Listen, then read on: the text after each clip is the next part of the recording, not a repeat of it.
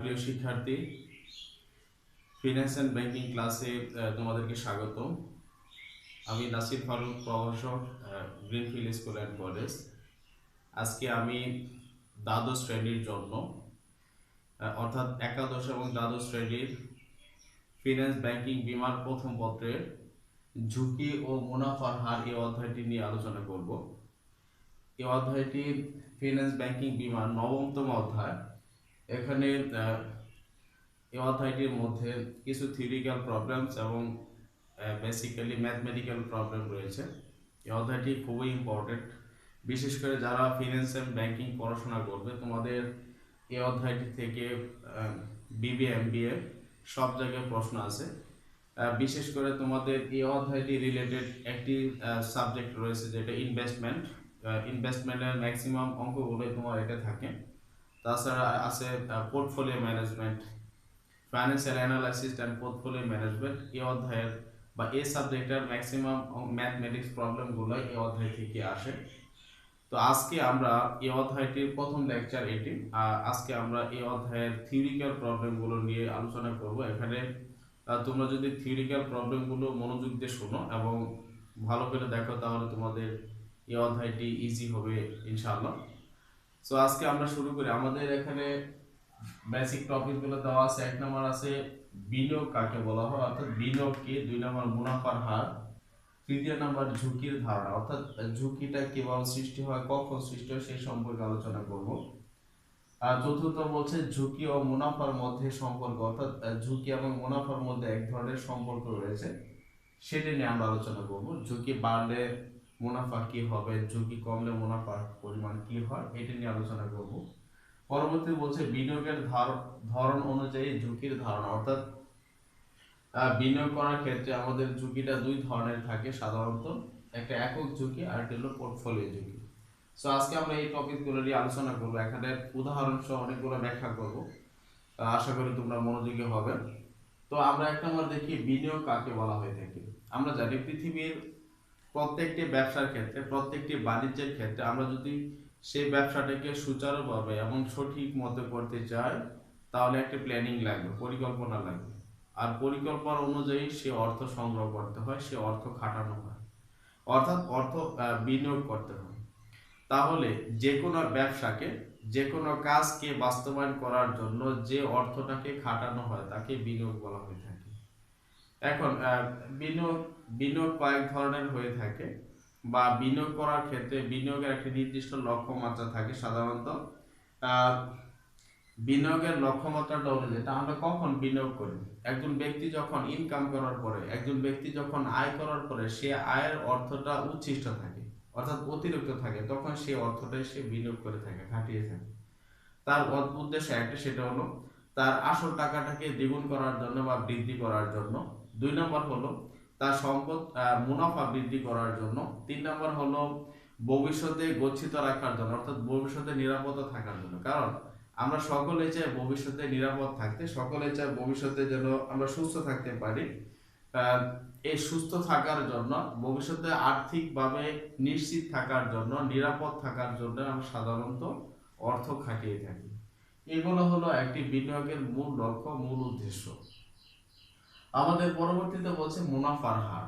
আমরা জাস্ট যেহেতু বিনিয়োগ কথা বলছি, কারণ আমরা পৃথিবীর প্রত্যেকটি কাজ, যেহেতু চ্যাপ্টারটির নাম হলো ঝুঁকি এবং মুনাফার হার। ঝুঁকি কখন সৃষ্টি হবে, যখন ঝুঁকি আমি গ্রহণ করব, অর্থাৎ কোথাও বিনিয়োগ করব, আমি কোথাও ব্যবসা করার জন্য একটি পরিকল্পনা গ্রহণ করব, আমার যে কোনো অর্থনৈতিক সিদ্ধান্ত গ্রহণ করব, এই সকল ক্ষেত্রে সাধারণত ঝুঁকির সৃষ্টি হয়ে থাকে।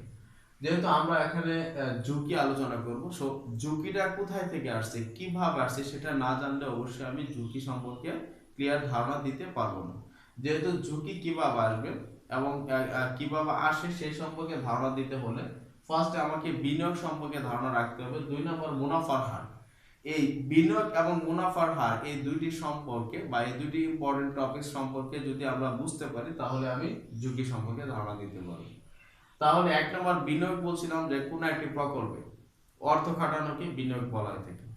যেমন এবিসি একটি কোম্পানি, সে একটা প্রকল্প শুরু করছে, সেখানে 100 কোটি টাকা বিনিয়োগ করছে। তাহলে 100 কোটি টাকা খাটিয়েছে, এই খাটানোটাকে বিনিয়োগ বলা হয়ে থাকে। এখন আমি যদি একটি ফার্ম সেটা বাস্তবায়ন করতে চাই 1 লক্ষ টাকার জন্য, সে 1 লক্ষ টাকা সংগ্রহ করেছি, সে 1 লক্ষ টাকা খাটিয়েছি, তাহলে কি এটাও কি এক ধরনের বিনিয়োগ। এখন বিনিয়োগ থেকে আসলে আমরা কি পাই বা কেন আমরা বিনিয়োগ করি? বিনিয়োগ থেকে আমরা মূলত আশা করি কি মুনাফার হার, আমরা জাস্ট মুনাফার হার আশা করে থাকি। কিভাবে?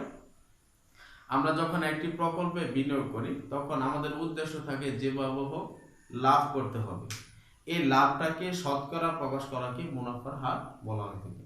অর্থাৎ কোনো একটি প্রকল্পে অর্থ খাটানোর পরে সেই প্রকল্প থেকে যে আয় আশা করে থাকি আমরা, অর্থাৎ যে লাভটাকে আশা করে থাকি তাকে মুনাফার হার বলা হয়ে থাকে। সো আর এই মুনাফাটাকে অর্থাৎ আমরা যে অর্থটাকে বা যে আয় আশা করি তাকে মুনাফা বলে, আর এই মুনাফাটাকে শতকরা যদি প্রকাশ করা হয় তাকে মুনাফার হার বলা হয়ে থাকে। তো প্রিয় শিক্ষার্থী, আমি আশা করি তোমরা বুঝতে পারছো।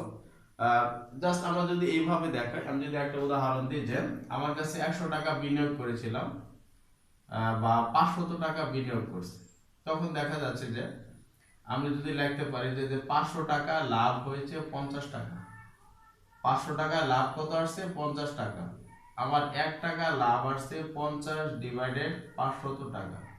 অতএব আমি যদি শতকরা দেখাতে চাই তাহলে লিখতে পারবো যে আমরা 100 টাকা অর্থাৎ শতকরা লাভ কত আসে, তাহলে 100 ইন্টু 50 ভাগ 500। তাহলে আমরা যদি কেটে দেই 5 দশে কত, 5 কে 5, তাহলে কত আসতেছে 10%। আমরা জাস্ট এইভাবে কি মুনাফার হার নির্ধারণ করতে পারি। সো প্রিয় শিক্ষার্থী, আমি আশা করি তোমরা মুনাফার হার কি সেই সম্পর্কে ক্লিয়ার ধারণা আছে। আমরা অবশ্যই মুনাফার হার এই সম্পর্কে কিছু ম্যাথমেটিক্যাল প্রবলেম সলভ করব ইনশাআল্লাহ। আমরা যাচ্ছি প্লিজ দেখি ঝুঁকির ধারণা। আমরা আসলে বিনিয়োগ এবং মুনাফার হার এখান থেকে আসলে ঝুঁকিটা সৃষ্টি হয়ে থাকে। তার বাস্তব উদাহরণগুলো বলি। আমরা যদি যে কোনো ব্যবসা শুরু না করি কখনোই ঝুঁকি সৃষ্টি হবে না। আর ব্যবসা শুরু করা মানে আমার বিনিয়োগ করতে হবে, আর বিনিয়োগ করা মানে কি আমি একটি নির্দিষ্ট হারে আয় আশা করতেছি। তাহলে পৃথিবীর প্রত্যেকটা কাজে যখন আমরা মুনাফা বা প্রফিট করার আশা করি, প্রফিট বা মুনাফা অর্জন করার একটা ইচ্ছা পোষণ করি, তখনই আমাদের এক ধরনের বাধা সৃষ্টি হয় যে আমি আশা করতেছি 10% লাভ হবে, আমি আশা করছি 15% মুনাফা হবে, আমি আশা করতেছি 20% লাভ হবে। এই যে 20% লাভ একটি নির্দিষ্ট সময় শেষে দেখা যাচ্ছে 20% লাভ আর হচ্ছে না, বা 20% মুনাফা আমার হয়নি। আমার হয়েছে কত 10%, 12%, 14%, 17%, 19%, 21%, 24%, 30%। অর্থাৎ আমি যা আয় আশা করতেছি তার চেয়ে কম অথবা তার চেয়ে বেশি, যেটাই ঘটুক না কেন সবগুলোই কি আমাদের ঝুঁকির কারণে সৃষ্টি হয়েছে। এই জন্য আমরা এই যখন বিনিয়োগ করে থাকি তখন আমরা বিভিন্ন অ্যানালাইসিস করে থাকি একটা প্রকল্প থেকে, যে আসলে কি পরিমাণ ভবিষ্যতে সমস্যা সৃষ্টি হতে পারে কিনা, ফ্যাক্টরি বন্ধ হয়ে যেতে পারে কিনা, শ্রমিকরা কি ধরনের আন্দোলন করতে পারে কিনা, বা কাস্টমার একটি প্রোডাক্ট খাবে কিনা, এই ধরনের বিভিন্ন নানামুখী চিন্তাগুলো আমাদের মাথায় আসে। এই যে সমস্ত অনিশ্চয়তা বা যে সমস্ত চিন্তাগুলো মাথায় আসে সবগুলোই ঝুঁকি। তাহলে আমরা আজকে ঝুঁকির ধারণা শিখবো, বা ঝুঁকি কাকে বলা হয় সে সম্পর্কে একটি সঠিক ধারণা দেওয়ার চেষ্টা করব। আমি যদি প্রিয় শিক্ষার্থী তোমাদেরকে ঝুঁকি সম্পর্কে কয়েকটি কথা বলবো, একটি ছোট্ট একটা সংজ্ঞা দেব। এই সংজ্ঞাটি তোমরা যদি মনে রাখতে পারো তাহলে তুমি আশা করি তুমি ঝুঁকি সম্পর্কে একটি ধারণা বা ঝুঁকি সম্পর্কে একটি সুন্দর সংজ্ঞা দিতে পারবে। 1 নম্বর, ঝুঁকি কাকে বলা হয়।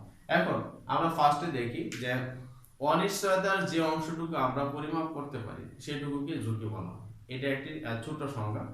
অথবা আরেকটি ঝুঁকির ছোট সংজ্ঞা আছে, সেটা হলো প্রত্যাশিত আয় ও প্রকৃত আয়ের ব্যবধানকে ঝুঁকি বলা হয়ে থাকে। আমি যদি সংজ্ঞাটা দিই তাহলে লিখতে পারি যে প্রত্যাশিত আয়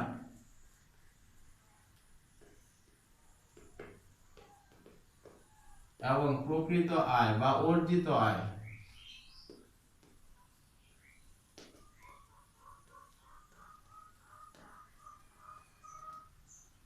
প্রত্যাশিত আয় এবং প্রকৃত আয়ের ব্যবধানকে ঝুঁকি বলা হয়।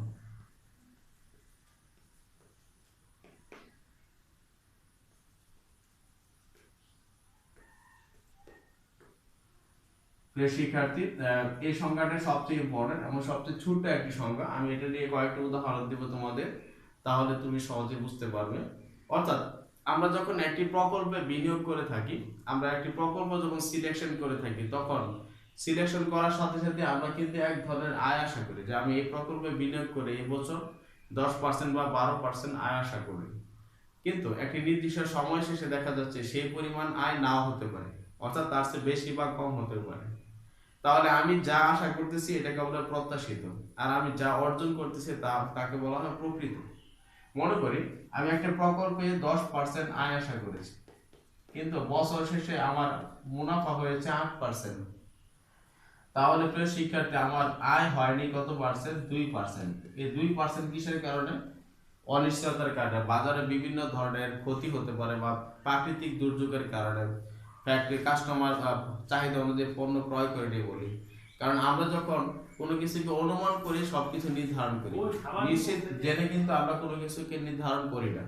যেহেতু আমরা কোনো কিছুকে অনুমান করে নির্ধারণ করে থাকি, যার কারণে এই যে পার্থক্যটা এসেছে সেটাকে ঝুঁকি বলা হয়।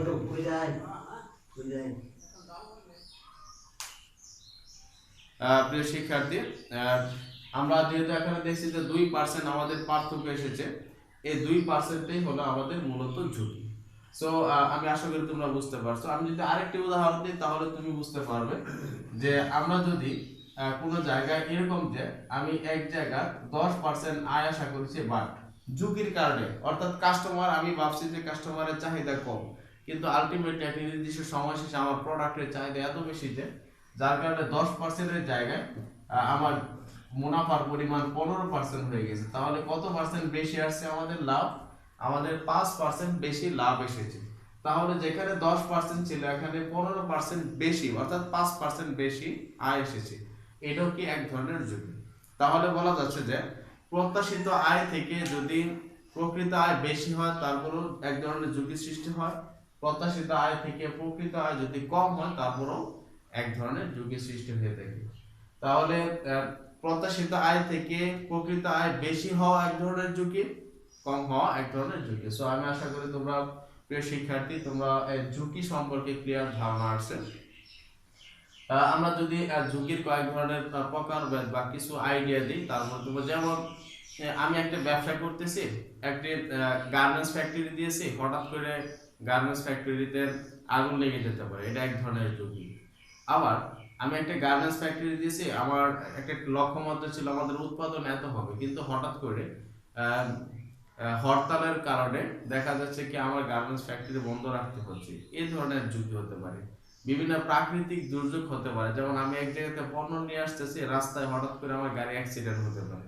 এই ধরনের ঝুঁকি, এগুলো হলো বিভিন্ন ক্লাসিফাইড ঝুঁকিকে প্রকাশ করা হয়ে থাকে বা দেখানো হয়ে থাকে। আমরা ইনশাআল্লাহ পরবর্তী ক্লাসে ঝুঁকির বিভিন্ন প্রকারভেদ নিয়ে আলোচনা করবো ইনশাআল্লাহ। সো প্রিয় শিক্ষার্থী, আমরা দেখি ঝুঁকির ধারণা। পরবর্তীতে বলছে ঝুঁকি ও মুনাফার মধ্যে সম্পর্ক। এটি খুবই একটা ইম্পর্টেন্ট। আমি জাস্ট কিছু সংজ্ঞা দেব, তারপর দেন আলোচনা করব। আমরা জানি ইংলিশে একটা কথা বলা আছে যে নো রিস্ক নো গেইন, মোর রিস্ক মোর গেইন। অর্থাৎ ঝুঁকি বেশি আয় বেশি, ঝুঁকি কম আয় কম, এই সম্পর্কে একটি কথা বলা আছে। যার কারণে ঝুঁকি বেশি হলে যদি আয় বেশি হয়, তাহলে একটি বাড়লে অপরটি বাড়তেছে, আবার একটি কমে গেলে, অর্থাৎ ঝুঁকি কমে গেলে আয় কমে যাচ্ছে। তাহলে দেখা যাচ্ছে যে একটি বাড়লে যদি অপরটি বাড়ে, এটাকে বলে পজিটিভ রিলেশনস। অর্থাৎ একটি বাড়ার সাথে সাথে অপরটি বাড়তেছে, এটাকে বলে ধনাত্মক সম্পর্ক। আর যদি একটি বাড়লে অপরটি কমে যেত, অর্থাৎ বিপরীত সম্পর্ক যুক্ত হতো, এটাকে বলা হতো ঋণাত্মক সম্পর্ক যুক্ত। যেহেতু এটি ধনাত্মক সম্পর্ক যুক্ত, যার কারণে আমরা যদি ঝুঁকি বেশি নেই তাহলে আয় বেশি হবে, ঝুঁকি কম নিলে আয় কম হবে। বাস্তবে একটা উদাহরণ দিই। মনে করি আমার কাছে 1 কোটি টাকা আছে। সাপোজ আমার কাছে 1 কোটি টাকা আছে। আমি এই টাকা যদি আমার বাসায় রেখে দেই, তাহলে এই টাকা কখনোই বাড়বে না, এই টাকা থেকে টাকা উৎপাদন হবে না। বাট আমি যদি একটা ঝুঁকি নেই যে না, আমি একটা ব্যাংক বা বীমা কোম্পানিতে বিনিয়োগ করি, এখন আমার সন্দেহ হলো যে এটা বীমা কোম্পানি আমার 1 কোটি টাকা মেরে দিতেও পারে, আমি এই টাকা নাও পেতে পারে। বাট কিন্তু আমি হাতে ঝুঁকি নিয়ে যদি বিনিয়োগ করি, তাহলে সেখান থেকে 5% বা 7% এক্সট্রা আমার লাভ আসবে। তাহলে দেখা যাচ্ছে আমি যদি ঝুঁকি নেওয়ার কারণে আমার আয় আসতেছে, আর আমি বাসায় রেখে দিলে ঝুঁকি না নিলে কখনো আয় আসবে না। তাছাড়া আরেকটি কথা বলি, আমরা সাধারণত জানি সরকারি কোনো আর্থিক প্রতিষ্ঠানে ঝুঁকি সবচেয়ে কম, আর বেসরকারি বা বীমা কোম্পানি বা বিভিন্ন ব্যাংক প্রতিষ্ঠান এদের ঝুঁকি সবচেয়ে বেশি। যার কারণে সরকারি কোনো ব্যাংক যেমন সোনালী ব্যাংকে আমরা যদি অর্থ রাখি তাহলে যে পরিমাণ আয় দিবে, অর্থাৎ যে পরিমাণ মুনাফা দিবে তারা, কিন্তু বেসরকারি একটি প্রতিষ্ঠান বা আর্থিক প্রতিষ্ঠানে বা বিভিন্ন ব্যাংকে যদি আমরা অর্থ রাখি তার চেয়ে বেশি তারা আয়ের হার বা সুদ দিয়ে থাকে। কারণ হলো সরকারি ব্যাংক কখনো দেউলিয়া হয় না, সরকার কখনো দেউলিয়া হতে পারে না। যার কারণে সরকারি কোনো কোষাগারে বা সরকারি কোনো আর্থিক প্রতিষ্ঠানে বিনিয়োগ করলে ঝুঁকি নেই, যার কারণে তার আয়ের হারটা সবচেয়ে কম। আবার বেসরকারি কোনো আর্থিক প্রতিষ্ঠান যেখানে ওই প্রতিষ্ঠান দেউলিয়া হয়ে যেতে পারে, তার অর্থ মেরে তার অর্থ নাও পেতে পারে, এই ধরনের একটা অনিশ্চয়তা বিরাজ করে, যার কারণে বেসরকারি আর্থিক প্রতিষ্ঠানগুলো অধিক সুদের হার দিয়ে থাকে, যাতে করে কাস্টমাররা বেসরকারি প্রতিষ্ঠানের প্রতি আকৃষ্ট হয় এবং সেখানে বিনিয়োগ করে। তো এইভাবে সরকারি প্রতিষ্ঠান বেসরকারি প্রতিষ্ঠানের মধ্যেও সুদের হারটা হ্রাস বা বৃদ্ধি অর্থাৎ কম বেশি হয়ে থাকে শুধুমাত্র ঝুঁকির কারণে। একটিতে ঝুঁকি বেশি, অপরটিতে ঝুঁকি কম। এই ঝুঁকি যেখানে বেশি সেখানে আয়ের হারটা অবশ্যই বেশি থাকবে, যেখানে ঝুঁকি কম সেখানে আয়ের হারটা কম। সো এই জন্য বলা থেকে there are inverse relations between risk and profit or return. যদি আমি একটি উদাহরণের মাধ্যমে দেখাই, প্রিয় শিক্ষার্থী দেখো আমি একটা গ্রাফ এঁকেছি। এই গ্রাফটিকে বলা ঊর্ধ্বমুখী একটি গ্রাফ। এখানে আমি নিচের হারটাকে ঝুঁকিকে প্রকাশ করা হয়ে থাকে। আমরা যদি ঝুঁকি প্রকাশ করি এটা যদি ঝুঁকির হয় এই রেখাটা, তাহলে এটা মুনাফা। তাহলে যদি আমি দেখো প্রিয় শিক্ষার্থী, আমি যদি এখানে 1% ঝুঁকি ধরি তাহলে আমার দেখা যাচ্ছে 5% আয় হবে। সাপোজ আমি ধরে নিয়েছি 1% ঝুঁকি হলে 5% আমার আয় আসতেছে। আবার অপোজিট ক্ষেত্রে যদি দেখো প্রিয় শিক্ষার্থী, আমরা 1% এর জায়গায় যদি আমি ঝুঁকির পরিমাণটা 2% করি, অর্থাৎ আমি যদি ঝুঁকির হারটাকে আস্তে আস্তে বাড়িয়ে দেই, তাহলে 2% হলে আমার ঝুঁকির পরিমাণ অবশ্যই আমার আয়ের হারটা বাড়বে। দেখো 5% এর জায়গায় ঊর্ধ্বমুখী অর্থাৎ উপর দিকে আসতেছে, তাহলে আমরা যদি এটুকু 5% ধরি তাহলে এটুকু 5%, তাহলে 5 আর 5 10% হবে। তাহলে 2% ঝুঁকি অর্থাৎ ঝুঁকি বাড়াচ্ছি, দেন আমার কি বাড়তেছে, আয় বাড়তেছে। তৃতীয় নাম্বার, যদি আমি ঝুঁকির পরিমাণ 3% ধরি তাহলে দেখা যাচ্ছে আমার আয়ের পরিমাণ 15%। আর এই রেখাটাকে ঊর্ধ্বমুখী, ঊর্ধ্বমুখী বলতে বোঝাচ্ছে একটা বাড়লে অপরটিও বাড়তেছে, অর্থাৎ এদিকে ঝুঁকি বাড়তেছে, অনুরূপভাবে আমার আয় বাড়তেছে। এদিকে ঝুঁকি বৃদ্ধি পাচ্ছে প্রিয় শিক্ষার্থী, আমার আয় বাড়তেছে। এদিকে ঝুঁকি আরো বাড়তেছে, তার আয়ের পরিমাণ আরো বৃদ্ধি পাচ্ছে। এদিকে ঝুঁকির পরিমাণ আরেকটু বাড়ছে, তার আয়ের পরিমাণ তার চেয়ে বৃদ্ধি পাচ্ছে। তাহলে বোঝা যাচ্ছে যে ঝুঁকি এবং আয়ের মধ্যে একটি ধনাত্মক সম্পর্ক বিদ্যমান, অর্থাৎ একটি বাড়লে অপরটি অবশ্যই অবশ্যই বৃদ্ধি পাবে। সো প্রিয় শিক্ষার্থী, আমি আশা করি তোমরা বুঝতে পারছো। আর এই রেখাটাকে বলা হয়ে থাকে চিত্র। এই চিত্র যদি নাম দিই তাহলে হবে ঝুঁকি ও আয়ের মধ্যে সম্পর্ক।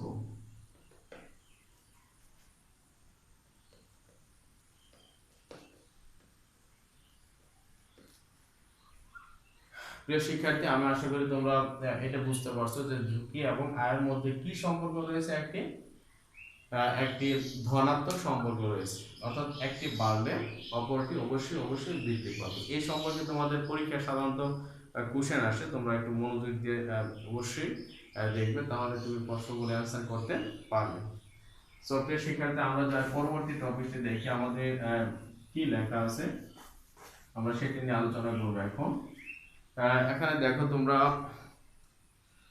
আমাদের পরবর্তী টপিকটা ছিল এখানে বিনিয়োগের ধরন অনুযায়ী ঝুঁকির ধারণা, অর্থাৎ আমরা যখন বিনিয়োগ করবো, কারণ প্রথমে ছিল আমাদের বিনিয়োগ, এই বিনিয়োগের ধরন অনুযায়ী আমরা ঝুঁকিকে প্রকাশ করা হয় থেকে দুই ধরনের বিনিয়োগ থাকে। আমরা সাধারণত যখন কোনো ব্যবসায়ী বিনিয়োগ করে থাকে তখন সে দুই ধরনের বিনিয়োগ করে থাকে।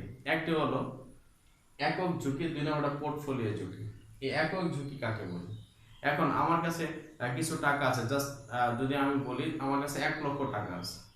কয় লক্ষ টাকা আছে আমার কাছে? 1 লক্ষ টাকা আমার হাতে আছে। এখন আমি এই 1,00,000 টাকা, আমার কাছে অনেকগুলো সেক্টর আছে। যদি আমি মনে করি একটা এ সেক্টর, একটা বি, একটা সি, তিনটা সেক্টর রয়েছে। এখন সাপোজ আমি 1,00,000 টাকা এ নামক শেয়ারই ক্রয় করছি, শুধুমাত্র এ নামক প্রকল্পে বিনিয়োগ করছি। তাহলে যদি আমি একজন বিনিয়োগকারী, অর্থাৎ যদি আমি আমার 1,00,000 টাকা একটি প্রকল্পে বিনিয়োগ করি, তখন ঝুঁকি বা লাভ যাই কিছু আসুক না কেন সব একটি প্রকল্প থেকে আসবে। তাহলে একক ঝুঁকি বলতে কি বোঝায়? একক ঝুঁকি বলতে যে কোনো একটি প্রকল্পে বিনিয়োগ করার কারণে যে ঝুঁকির সৃষ্টি হয়ে থাকে তাকে বলা হয়ে থাকে একক ঝুঁকি।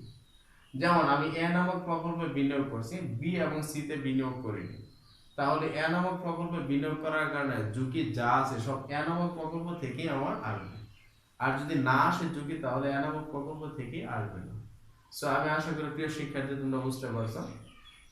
এই একক ঝুঁকির কারণে একটি প্রতিষ্ঠান ক্ষতিগ্রস্ত হতে পারে। আমরা এর পরবর্তীতে পোর্টফোলিও ঝুঁকির ক্ষেত্রে আলোচনা করব। একক ঝুঁকি হওয়ার কারণে একটি প্রতিষ্ঠান যেমন গেইনার হতে পারে, একজন বিনিয়োগকারী যেমন সবচেয়ে গেইনার হতে পারে, আবার সবচেয়ে লুজার হতে পারে, অর্থাৎ সবচেয়ে বেশি ক্ষতিগ্রস্ত হতে পারে। কেমন? মনে করি আমি একটা ফ্যাক্টরিতে বিনিয়োগ করছি। এই ফ্যাক্টরিতে বিনিয়োগ করার কারণে, কারণ আমরা জানি বাজার চাহিদা পরিবর্তন হওয়ার সাথে সাথে, মানুষের রুচি বোধ চেঞ্জ হওয়ার সাথে সাথে সবকিছুর মূল্য ওঠানামা করে। যার কারণে এই ফ্যাক্টরির প্রোডাক্ট যদি সবচেয়ে ভালো চলে, তাহলে সবচেয়ে বেশি লাভ হবে, আর সবচেয়ে বেশি লাভ হলে শেয়ার মালিকরা সবচেয়ে বেশি প্রফিট পাবে। কিন্তু কোনো কারণে যদি বাজার ফল করে, এই কোম্পানির প্রোডাক্ট যদি কেউ পছন্দ না করে, বা হঠাৎ করে এই কোম্পানিতে যদি আগুন লেগে যায়, তাহলে দেখা যাচ্ছে কি ফ্যাক্টরি সবকিছু ধ্বংস হয়ে যাবে। যার কারণে সে 1,00,000 টাকা বিনিয়োগ করতে সব টাকা তার নষ্ট হয়ে যাবে। তাহলে সে একটি প্রকল্পে বিনিয়োগ করে দেখা যাচ্ছে ঝুঁকির পরিমাণটা অনেক বেশি, অনেক হাই, কারণ লস হলে একেবারেই নিঃস্ব হয়ে যেতে হয়। যার কারণে যখন কোনো ব্যক্তি বিনিয়োগ করে, সে সব বিভিন্ন প্রকল্পকে অ্যানালাইসিস করে, বিভিন্ন প্রকল্পকে সে বিবেচনা করে, তারপরে সে একাধিক প্রকল্পে বিনিয়োগ করার চেষ্টা করে। আর এই একটি প্রকল্পের পরিবর্তে প্রতিষ্ঠান যখন ঝুঁকি কমাতে চায়, বা বিনিয়োগকারী যখন ঝুঁকিকে কমাতে চায়, তখন সে একটি প্রকল্পে সে বিনিয়োগ করে, সে চেষ্টা করে একাধিক প্রকল্পে বিনিয়োগ করতে। আর একাধিক প্রকল্পে বিনিয়োগ করার মূল উদ্দেশ্য হলো ঝুঁকিকে কমানোর জন্য একজন প্রতিষ্ঠানের মালিক বা একজন বিনিয়োগকারী যখন একই প্রকল্পে বিনিয়োগ না করে একাধিক প্রকল্পে বিনিয়োগ করে, তখন তাকে পোর্টফোলিও বলা হয়। সো পরে প্রিয় শিক্ষার্থী, পোর্টফোলিওর যদি সংজ্ঞা আসে, তোমরা এভাবে সংজ্ঞাটা দিতে পারো যে একজন বিনিয়োগকারী একই প্রকল্পে বিনিয়োগ না করে একাধিক প্রকল্পে বিনিয়োগ করার কৌশলকে পোর্টফোলিও বলা হয়। আর পোর্টফোলিওর মেইন উদ্দেশ্য হলো ঝুঁকিকে হ্রাস করা। আর যখন একটি প্রকল্পের ঝুঁকি আস্তে আস্তে কমে যাবে, তখন আলটিমেটলি তার লাভের পরিমাণটা বাড়বে। যদি আমি উদাহরণ দিই, আমি কয়েকটি উদাহরণ দেব, তার ভিতরে এই একটি উদাহরণ দিই যে একজন বিনিয়োগকারী সে 3টি ফার্মে বিনিয়োগ করেছিল, 3টি শেয়ারে। এখন আমরা জানি শেয়ার মার্কেটে সাধারণত একটি শেয়ারের দাম কমলে অপরটি অটোমেটিকলি বেড়ে যায়। এখন একটি প্রকল্পে 1,00,000 টাকা বিনিয়োগ না করে সে যদি প্রথম প্রকল্পে 40,000, দ্বিতীয় প্রকল্পে 20,000 এবং তৃতীয় প্রকল্পে 40,000 এইভাবে সে বিনিয়োগ করত, তাহলে দেখা যাচ্ছে যে প্রতিষ্ঠান যদি এটা ক্ষতিগ্রস্ত হতো, এই দুইটা লাভবান হতো। সাপোজ আমি একটা উদাহরণ দিই, মনে করি এ প্রকল্পে 10% লাভ হওয়ার কথা ছিল, বি প্রকল্পে 12%, সি প্রকল্পে 13% লাভ হওয়ার কথা, মানে এই প্রকল্পগুলো থেকে তাকে লাভ দেবে। আলটিমেটলি এই বি নামক ফার্মটি সম্পূর্ণ ক্ষতিগ্রস্ত হয়ে গেছে, অর্থাৎ জ্বলে বা কোনো কারণে আগুনে নষ্ট হয়ে গেছে, যার কারণে 12% যে লাভ হওয়ার কথা, প্রফিট হওয়ার কথা, সেটা লস হয়ে গেছে। বাট এ এবং সি প্রকল্প এই দুইটি থেকে লাভ আসছে। তাহলে দেখা যাচ্ছে যে আমি যদি তিনটাকে যোগ করি, তাহলে আসে আমাকে 10% মাইনাসের 12% প্লাসের 13%। আমার দেখা যাচ্ছে যে আলটিমেটলি 13 আর 10 কত, 23%। 23% থেকে যদি আমি 12% বাদ দিই, থাকবে 8 আর 11% আমার লাভ থাকবে। অর্থাৎ একজন প্রকল্পের বিনিয়োগকারী বা একজন বিনিয়োগকারী তার অর্থটাকে একটি প্রকল্পে না রেখে একাধিক প্রকল্পে রাখলে সে আলটিমেটলি তার ঝুঁকি অবশ্যই কমে যাবে। আর ঝুঁকি যখন কমে যাবে, তখন প্রকল্পে লাভের পরিমাণটাকে আস্তে আস্তে বাড়তে থাকবে। অর্থাৎ প্রতিষ্ঠান কোনোভাবে বা বিনিয়োগকারী কোনোভাবে ক্ষতিগ্রস্ত হবে না। আর এই ধারণাটাকে বলা হয় থেকে পোর্টফোলিওর ঝুঁকি। আমি আরো কয়েকটি উদাহরণ দেব। যেমন একটি দোকানদার তার দোকানে যদি একই ধরনের সাবান রাখে, দেখা যাবে যে এই এক এক ধরনের কাস্টমারের শুধু আসবে। যেমন লাক্স সাবান রাখছে, তাহলে যে সমস্ত কাস্টমাররা লাক্স সাবান পছন্দ করে তারাই শুধু আসবে। এতে করে তার যে পরিমাণ বিক্রি হবে, আর এই একই দোকানে যদি সে বিভিন্ন ধরনের সাবান, যে সমস্ত সাবানগুলো বাজারে পাওয়া যাচ্ছে মানুষ ইউজ করে থাকে, সকল ধরনের সাবান যদি সে তার প্রতিষ্ঠানে রাখে, দেখা যাবে যে তার বিভিন্ন ধরনের কাস্টমার সবসময় আসতেই থাকবে। আর যখন বারবার একই ধরনের কাস্টমার না এসে বিভিন্ন ধরনের ভ্যারাইটিস কাস্টমার আসবে, তখন তার বিক্রয় বাড়বে। আর বিক্রি বাড়ার সাথে সাথে প্রতিষ্ঠানের ঝুঁকির পরিমাণ অনেক হ্রাস পাবে। আর প্রতিষ্ঠানের ঝুঁকির পরিমাণ হ্রাস পাওয়া মানে প্রতিষ্ঠানের লাভের পরিমাণ আস্তে আস্তে বাড়তে থাকবে। এইভাবেই একটি প্রতিষ্ঠান সর্বপ্রথম বা একজন বিনিয়োগকারী সর্বপ্রথম সে টার্গেট রাখে যে তার বিনিয়োগকৃত টাকা তুলে নিয়ে আসা এবং প্রতিষ্ঠানের প্রয়োজনীয় খরচ মেটানো, দেন তারা কি করে থাকে, প্রফিট করে থাকে। আর প্রয়োজনীয় খরচকে মেটানোর জন্য বা প্রয়োজনীয় খরচকে তুলে আনার জন্য পোর্টফোলিওর বিকল্প কোনো পদ্ধতি হতে পারে না। আর এর মাধ্যমে একজন বিনিয়োগকারী স্বাভাবিক স্বাবলম্বী হতে পারে। সো প্রিয় শিক্ষার্থী, তোমরা যদি বিনিয়োগকারী হতে চাও, তোমরা যদি ব্যবসায়ী হতে চাও, তোমরা যদি বিভিন্ন আর্থিক প্রতিষ্ঠানে ইনভেস্ট করতে চাও, বিশেষ করে যারা শেয়ার মার্কেটে শেয়ার ক্রয় করতে চায়, তাদেরকে আমার একমাত্র উপদেশ হলো তোমরা একটি প্রকল্পে বিনিয়োগ না করে পোর্টফোলিও গ্রহণ করবে। একাধিক প্রকল্পের ভিতরে বিনিয়োগ করবে, যার মাধ্যমে একটি ক্ষতিগ্রস্ত হলে অপরটি দেখা যাবে তোমাদের লাভের পরিমাণ দ্বারা বা লাভ দিয়ে সেটা পুষিয়ে নেবে। সেই ক্ষতির ভারটা তোমরা দেখতে পাবে না, অথবা ক্ষতির ভারটা তোমাদের হলেও কম হবে এবং কোনো না কোনো ভাবে কিছু না কিছু প্রফিট আসবে ইনশাআল্লাহ। তো এইভাবে তোমরা প্রকল্পকে নির্বাচন করবে, প্রকল্পকে বেছে নেবে এবং তোমাদের এই একাদশ দ্বাদশ শ্রেণীর ক্ষেত্রে এই অধ্যায়টি অনেক ইম্পর্টেন্ট। তোমরা বেশি বেশি এই থিওরিগুলো, বিশেষ করে এই লেকচারগুলো শুনবে, তাহলে তোমাদের কনসেপ্ট ক্লিয়ার হবে। সো আমি আশা করি তোমরা অবশ্যই আরো পড়াশোনায় মনোযোগী হও এবং পড়াশোনা করো। যদি কনফিউশন থাকে, যদি সমস্যা থাকে, যদি পড়া কোনো লেকচার না বুঝতে পারো, অবশ্যই অবশ্যই কমেন্টস করে জানাবে। এই বলে আজকে আমার লেকচার শেষ করছি। আসসালামু আলাইকুম ওয়া রাহমাতুল্লাহি ওয়া বারাকাতুহু।